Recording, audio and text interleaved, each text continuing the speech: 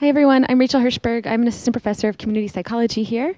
And my co-presenters are Sam Larsen and Sophiya Boguk, who are both psychology students and on my community psychology research team.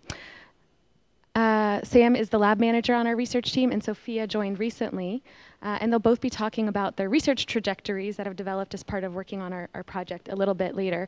I'm going to start by providing some background on the research that we do and about participatory research as an approach to research. And then Sam and Sophie are going to take over and do most of the talking. They're much more interesting than I am.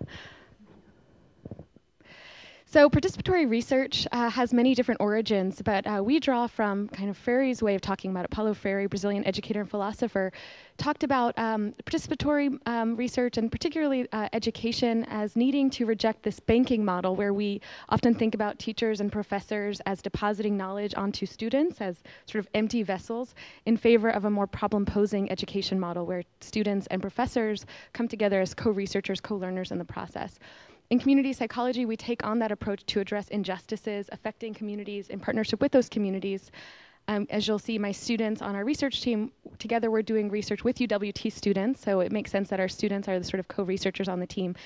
And we're also doing a project looking at immigrant and refugee experiences in the South Sound. And I have two students who are immigrants and refugees, Sophiya and Stephanie Duran, who's also here, who are co-researchers on that project. The idea with participatory research is that in addition to coming together and sharing knowledge, individuals will develop their own research questions and their own research projects as part of it. So on the next slide, I'll present a little bit of background. So the first study that I sort of developed here is a social issues study with UWT students that's looking at how they think about social issues over time. Sam will talk about his own research as it developed from that, in part sponsored by a Mary Gates Fellowship. And Sophiya will talk about her independent study as part of that, and may also mention our displacement, detention, and integration project that she is also serving as a research assistant on. Really quickly, my name is Sam. I'm a junior and a psychology major with a minor in social science research methods and global engagement. Like she said, I'm also a Mary Gates scholar and a member of the Psychi International Honor Society in Psychology and the lab manager for the Community Psychology Research Group. And so I'm here to talk today about why I became interested in research and kind of my trajectory. So first off, I was drawn to the UW as kind of a research school and the reputation the UW has for research. And I already came to the school with this belief that research is a way for us to make meaningful change in the world. And so even as a freshman, I was really interested in this idea, but I didn't really have anywhere I just wanted to go. And so in my freshman year, I was eager to do research, but I had no experience in how to do it. But I had experience in my classes, and I developed this research idea that suffering is born from misunderstanding between people, and that understanding leads to compassion, and compassion leads to change. And so I created this little project with my friends called the Empathy Experience. And what that is I was attempting to make them more empathetic to people who were suffering from schizophrenia. And so what I had them do was listen to simulated auditory hallucinations while they tried to perform basic cognitive tasks and just have them reflect on that experience. What was that like? How did their perspective change in regards to people who were experiencing schizophrenia? And the outcomes were really interesting. So they found that first off, it was kind of easy to block out the auditory hallucinations. You know, like if you had like kids going off in the background, it's easy to block them out for a while. But eventually, it became very cognitively demanding for them to block out those hallucinations, and that led to them feeling exhausted. And the auditory hallucinations are not nice, so they actually made their mood a little lower. Continuing on, reflecting on people with schizophrenia, they had more positive outlooks on them. They weren't as scared of them. They were more likely to offer assistance if they came up to them. And they were also expressed this feeling that they were more likely to educate others on the experience that they just had in a way to educating them further. And so going beyond that, now I'm interested in research, but then I got the chance to join Dr. Hershberg's research team in late winter quarter of 2016. And I was really interested because it was community, social justice focused, which as you can tell is kind of a passion of mine already. And I was so eager to learn as much as possible and become as competent a researcher to meet my goals. And so the research team really allowed me to better myself in these research areas by learning advanced statistical techniques, very kind of theoretical concepts of like how do we do research, what's the best way to do it. And it prompted me to search out for advanced level statistics courses here on campus, which there are few, but there are there. And it really put me in this growth zone, which pushed me to keep maxing myself out. by and that made me get to the point where I was the lab manager, which is exciting. And so as a lab manager, I'm constantly relearning through educating my fellow researchers on like techniques and things, going to more conferences, working on more papers, doing more analysis, continuing to grow. And then I moved to my own personal projects beyond this. So in spring 2018, I had a bunch of research projects with the various programs, with focusing back to this empathy development idea that I had my freshman year. And now I get the chance to revisit that old passion for how people interact with each other using these new skills that I just picked up on the research team. And so this is really exciting for me.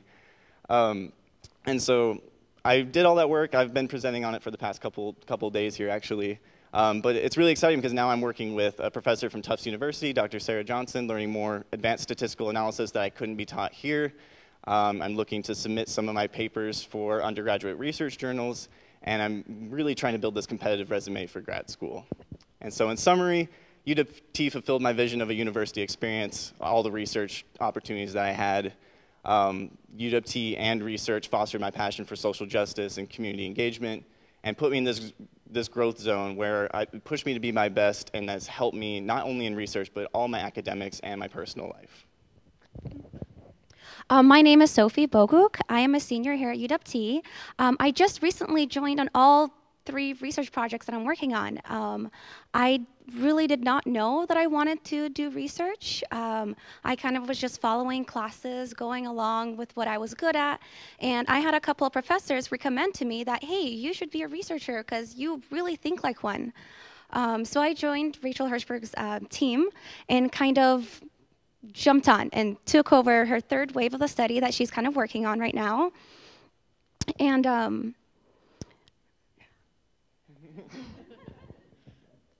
I just jumped on the 3rd wave, and I just kind of helped formulate it, helped send it out,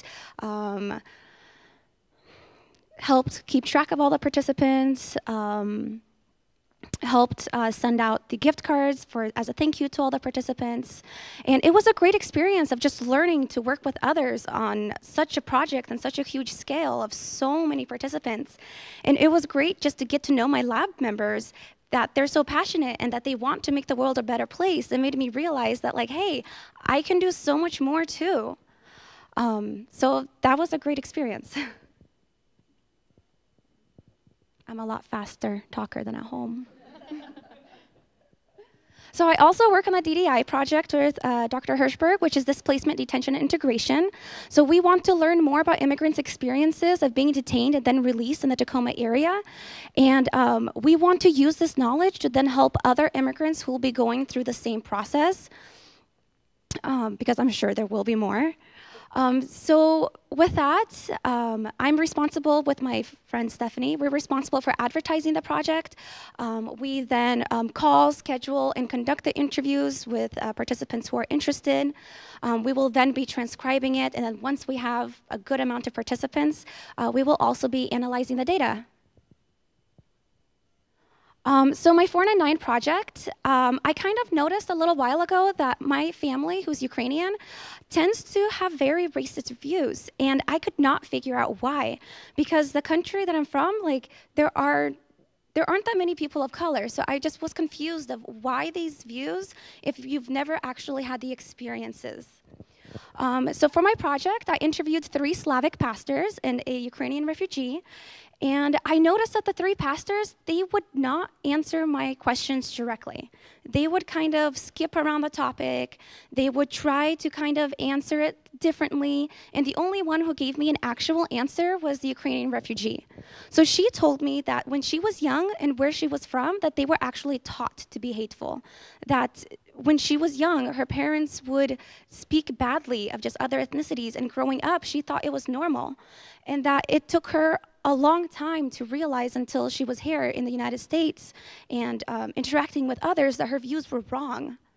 And that was a little shocking to me because I was like, wow, I didn't know that my country is like that. So I wanted to expand more on that. I just wasn't sure, is it just my one single participant who had those experiences, or was it everybody? So into the 3rd wave that we were working on this CPRG team, I added ethnicity scale, which rates of how close or how much you identify with your ethnicity. And so my hypothesis is that the more you identify with your ethnicity as an immigrant, the more racist views you'll have. I think this is important because we can use this data to then change these minds. And we could ask questions of what made you change your mind? What made you realize that your views are wrong? And we could then apply that to other students. Here's the quote of my participant who said that as soon as she just got out of her parents' house and as soon as she just started meeting other people, she just realized that it was wrong. And in summary, I am very grateful that UWT gave me the platform to ask these difficult questions, that I realized that I need to ask these questions. And I am very excited to see where this will take me because I'm sure there'll be kickback from somewhere. And I'm just excited to see where it's going to go. So just to wrap up, I think it's clear why I have chosen to sort of include these amazing undergraduates in every aspect of the research that I do. We focus on critical consciousness, how people think about injustices in society and address them. Through our own research process, we also develop our own critical consciousness, which is a sort of ongoing process. So thank you for your time. Thanks so much.